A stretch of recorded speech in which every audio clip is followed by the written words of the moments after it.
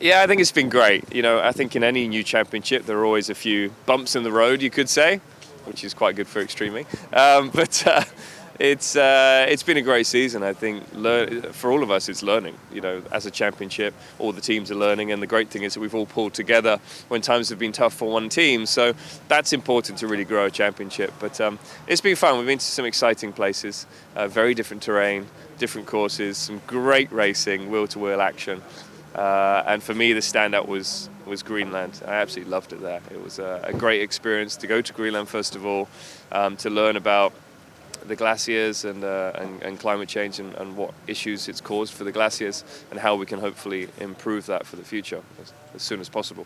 The racing was also great there, you know, wheel-to-wheel action, some great jumps, and the rock field at the end of the course obviously made it very special. On a personal level, being team principal, I mean, it's a different experience for you, in motorsport. It is. You know, I've been driving since I was 8 years old, so 30 years of my life I've been racing something. To be on this side and being a team owner, a team principal, it's weird because you think, oh, it must be so different. You're not actually getting in the car. The adrenaline must be different, but it's not. You know, the adrenaline's the same because it's your team. It's your team members that are competing, and when they win, it kind of feels the same as when I would win in a car.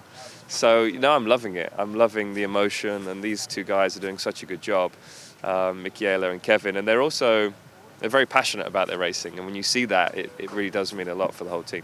Personally, do you take now, after 1 year with Extreme E, sustainability and climate change differently, or you were before doing so?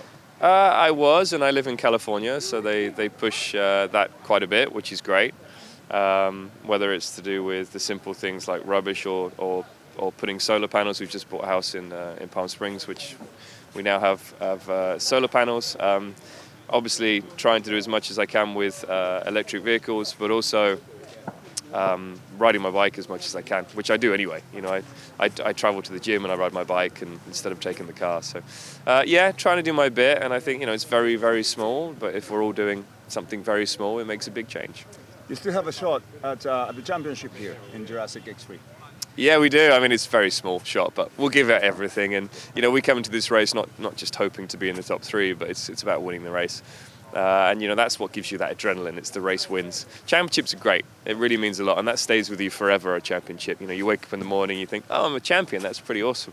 But it's the race wins that is what gives you that adrenaline and that excitement as a team to come together. So we're here to win. That's our aim, and we'll see how it goes. Champion is a title that you take forever in your life. I mean, it's your third last name, I would say. Yeah, it is. It's every driver. You know, when you win a championship, it's very special. You know, when I won races in F1, as I said, it was a lot of adrenaline. But the next day you wake up with a hangover and and it's kind of behind you, whereas a world championship, you know, when times are difficult in racing or something is happening in your life, you think, oh, I'm a world champion. It's a pretty cool feeling, and that never will go away.